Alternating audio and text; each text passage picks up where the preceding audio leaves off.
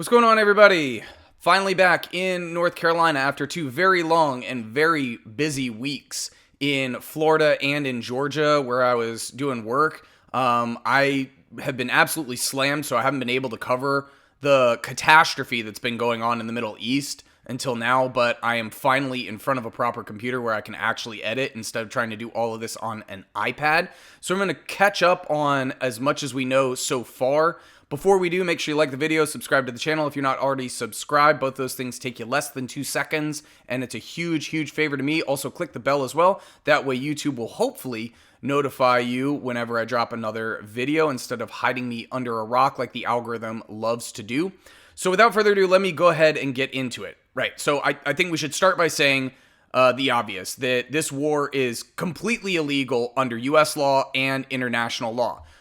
Trump did not get congressional approval before launching the strike on Iran. He didn't even notify Congress that they were going to do this. So he should be impeached. Trump, point blank, he should be impeached. He should be locked up. He's a war criminal. And this is the second time this year that Trump has offensively, illegally attacked a country that did not attack the United States. So he's a war criminal, and this, I guarantee you, has to do with the Epstein files, because Trump cares more about protecting his own ass than he does about other countries, the fallout of that, and I guarantee you he was goaded into this war by Israel because Israel has the dirt on Trump, and they have the Epstein files. The president of the United States is compromised, and so I guarantee you that is part of the reason why he got lured into this. So, starting off, the Grand Ayatollah, Ali Khamenei, has been killed, and that happened literally on the first day of these strikes. So, if regime change was the plan, congratulations, you killed the guy. He's been assassinated, right? So, what's the plan now? Who's going to take over Iran? They have no idea.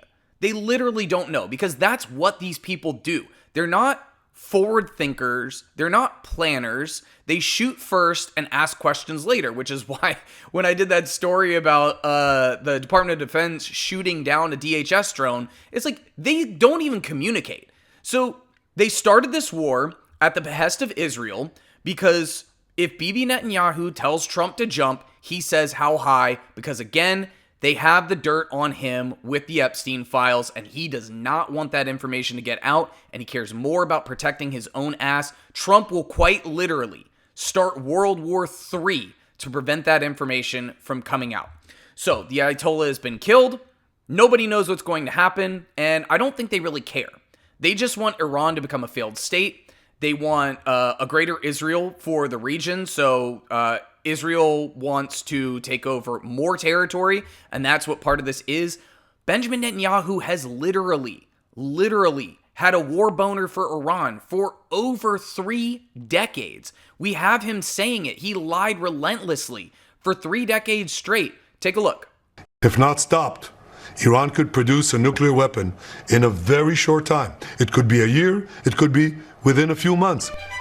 They have the wherewithal, the stored up, preserved knowledge to make a bomb very quickly if they wanted to do it. Iran is so dangerous. Weeks away from having the fissile material for an entire arsenal of nuclear bombs. They're very close. They're 6 months away from being about 90% of having the enriched uranium for an atom bomb. Iran is gearing up to produce 25 bombs, atomic bombs a year, 250 bombs in a decade. Ladies and gentlemen, time is running out. Iran will be capable of producing alone, without importing anything, nuclear bombs within 3 to 5 years. So Israel has wanted this war with Iran for a very, very long time, and the United States has always had Iran on their radar, but we've never had somebody stupid enough to attack Iran. And this is going to be way different than anything else the United States has done. This is not going to be, in and out, wham, bam, thank you, ma'am. Iran is not Venezuela. Iran is not Iraq. And by the way, Iraq, a quarter of the size of Iran, half the population size of Iran, nowhere near as advanced as Iran. Iran is a country of over 92 million people. They are very technologically and militarily advanced, economically advanced. Like, they're not a small country. This is not going to be in and out like they think it is. And the fallout from this is devastating already. So I want to get into the economic part of it first. Oil prices are set to go through the roof with this strike on Iran for a couple of reasons. Iran is now striking Saudi Aramco. They're striking other oil and natural gas facilities. So the price of oil and natural gas is about to skyrocket. The Strait of Hormuz, where I think it's like 23 million barrels of oil move through every single day, that has been massively disrupted. You've got the insurers for these major companies that use that shipping lane are like saying we're not going to insure these ships moving through there anymore. So that is a huge deal. Also, on the other side of the economic thing, and this is not just affecting Iran and Israel in terms of like who's getting hit economically, actually like physically. The airport in Dubai is the largest international airport. It's the hub that connects everywhere from the Middle East. So Middle East to Europe, to Africa, to, the Western Hemisphere, the United States, the Americas, Asia. The UAE airport in Dubai has been shut down because they literally have missiles flying through their airspace. And so take a look at this. This is a picture from the airport of all of these people. They're grounded, they're hanging out, they don't know what to do. And all of these flights have to be rerouted somehow.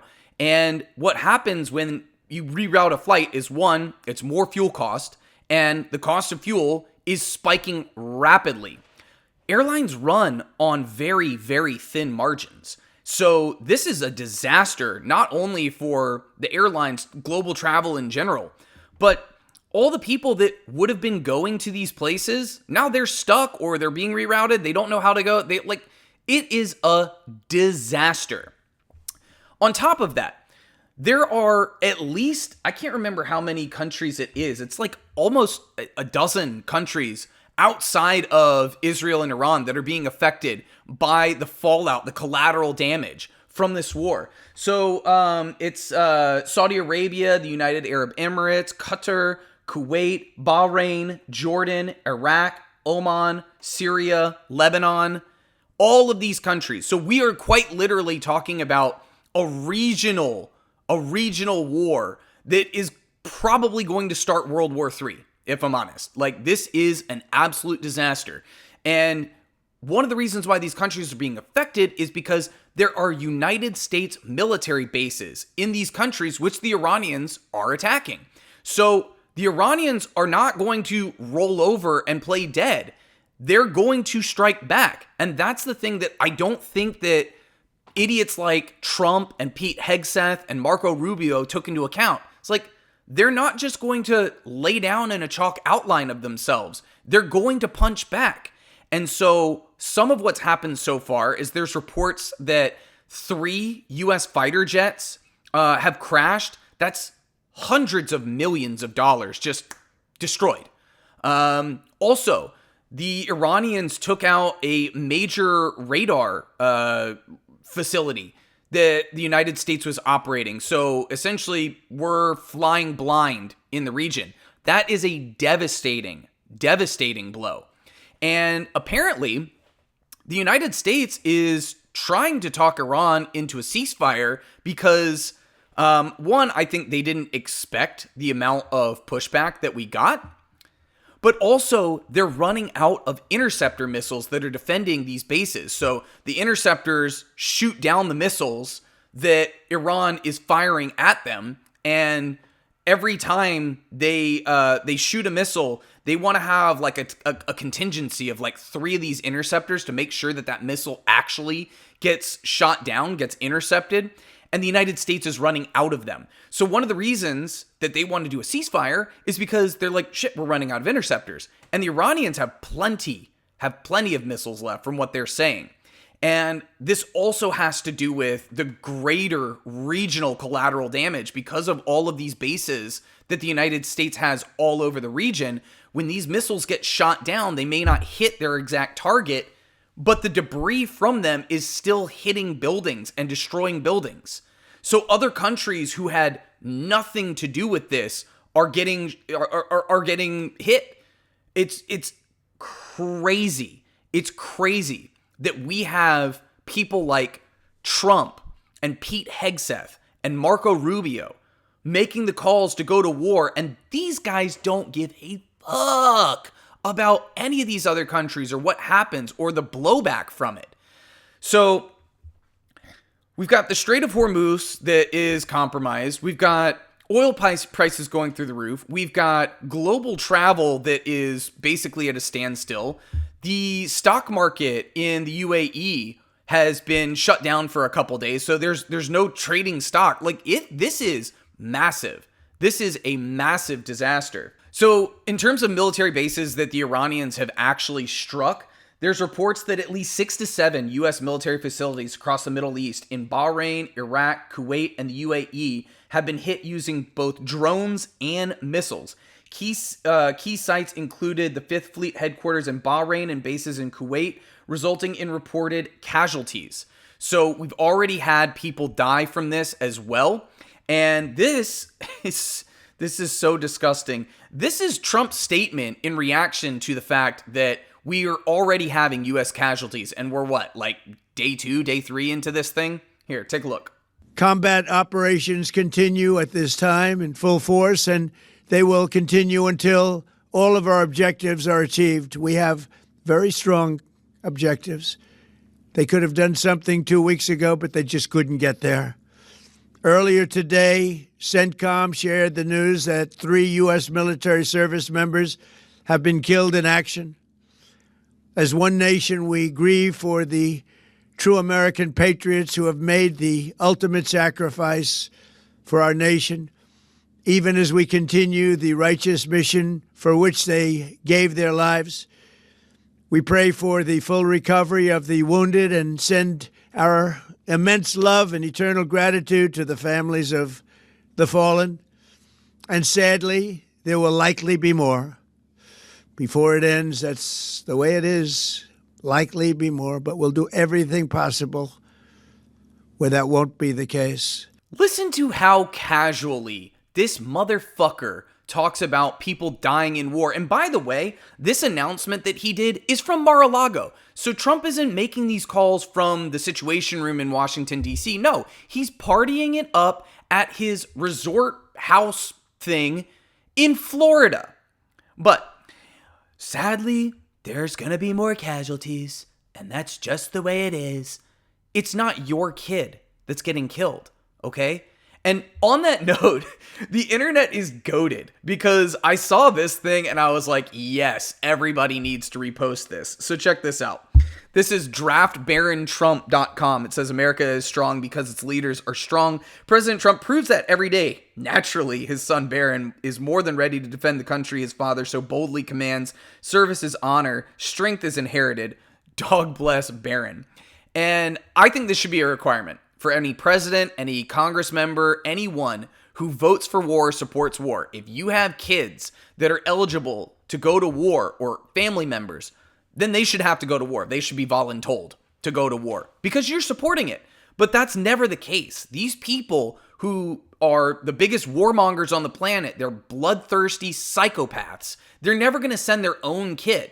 And Barron Trump is 18 or 19. So yeah, I mean, you support it. You're talking about possibly doing boots on the ground. Send Barron.